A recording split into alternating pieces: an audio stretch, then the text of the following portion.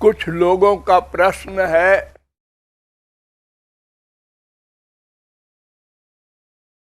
कि शास्त्रों वेदों में भगवान को अकारण करुण कहा गया। अकारण करुण अर्थात बिना कारण के कृपा करने वाले, दया करने वाले।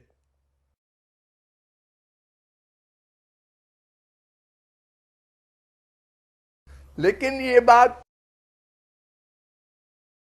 लॉजिक से, तर्क से जचती नहीं। क्यों? अगर भगवान अकारण करुण है तो फिर हम सब जीवों पर कृपा क्यों नहीं कर देते?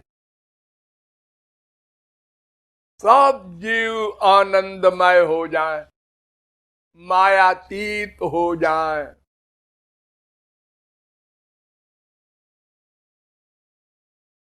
ये वेदों से लेकर रामायण तक सभी ग्रंथों में साधना बताई जाती है।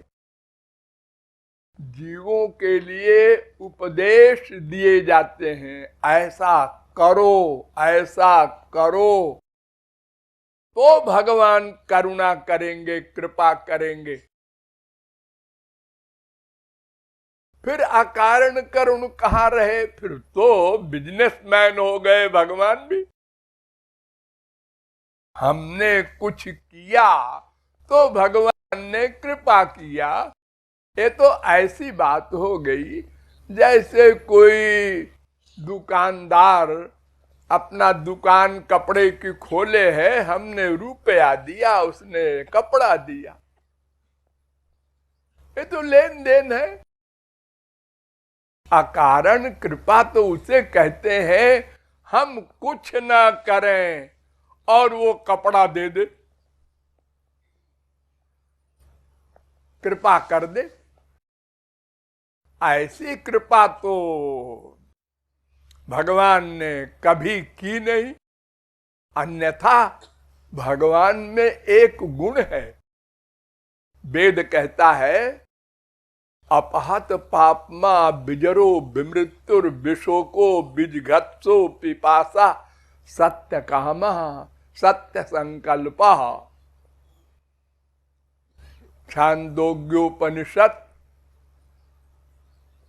8वें प्रपाठक के पहले खंड का 5वां मंत्र। और ये छांदोग्योपनिषद में 8वें प्रपाठक के 7वें खंड का पहला मंत्र भी है। ये 2 बार आया है मंत्र। इसका अर्थ है कि भगवान में 8 गुण हैं अलौकिक।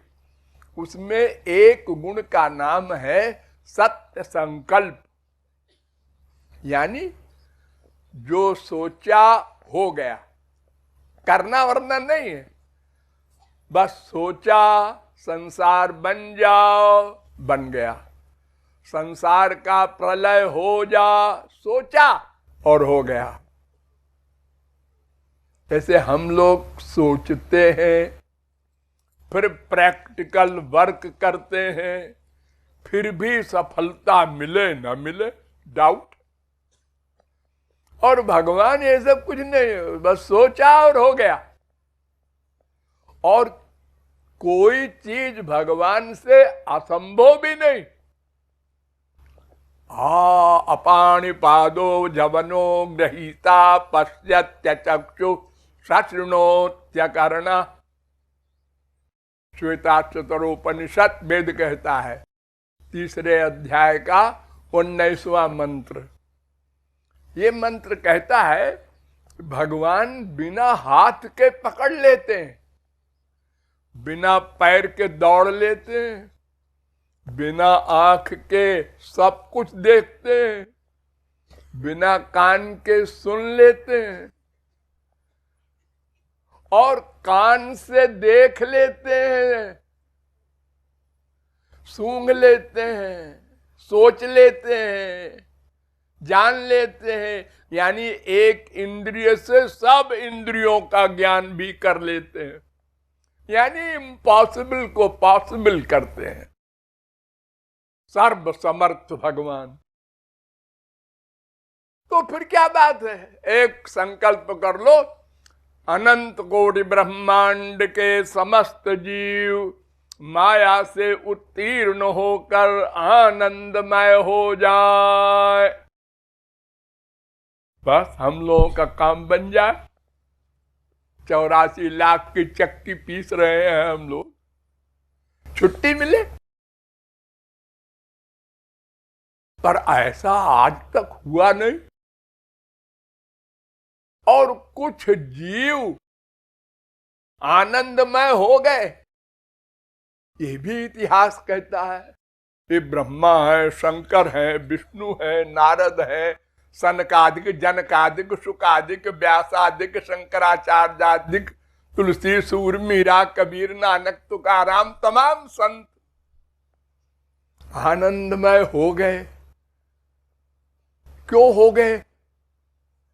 अगर अकारण कृपा करते तो उन पर किया तो हम पर भी करते। कहते हैं नहीं नहीं, उन लोगों ने साधना की तब कृपा किया, और हम लोगों ने साधना नहीं की, सरेंडर नहीं किया, भक्ति नहीं किया। तो ये सरेंडर और भक्ति की शर्त जो लगा दिया, तो ये अकारण कैसे हुआ? ये प्रश्न है। हाँ, बात ठीक है, लेकिन गलत है। क्या मतलब? मतलब ये कि भक्ति से कृपा नहीं होती।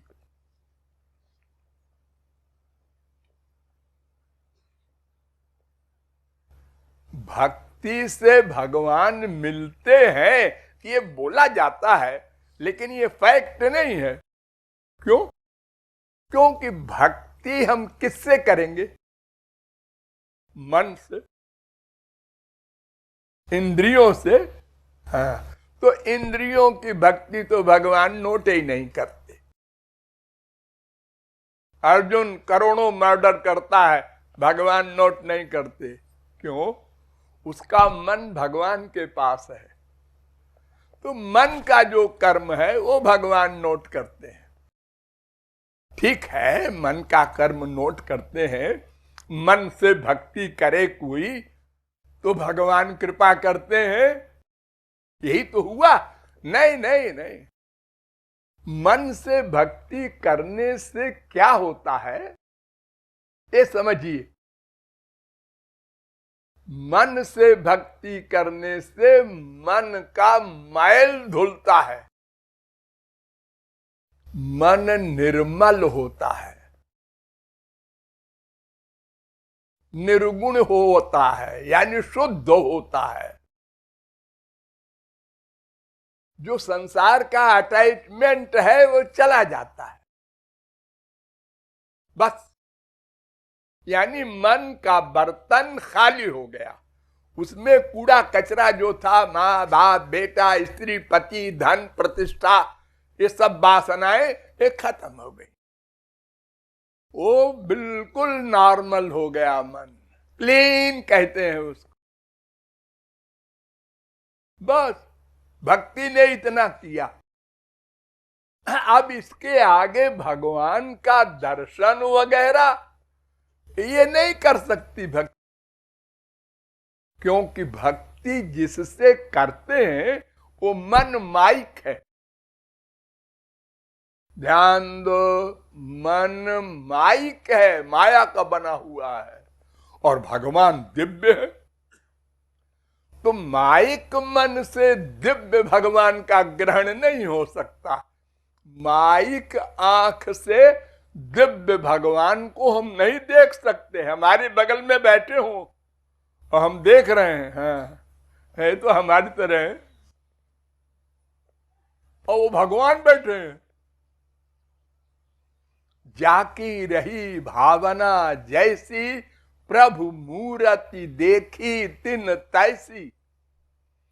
दिव्य भगवान को देखने के लिए दिव्य नेत्र चाहिए, दिव्य कान चाहिए, दिव्य नासिका चाहिए, दिव्य रसना चाहिए, दिव्य त्वचा चाहिए, दिव्य मन चाहिए, दिव्य बुद्धि चाहिए।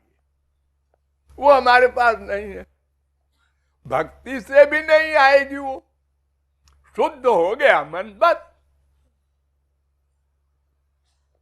इससे न भगवान मिलेंगे न भगवान की कोई दिव्य वस्तु मिलेगी। शुद्ध किए बैठे रहो।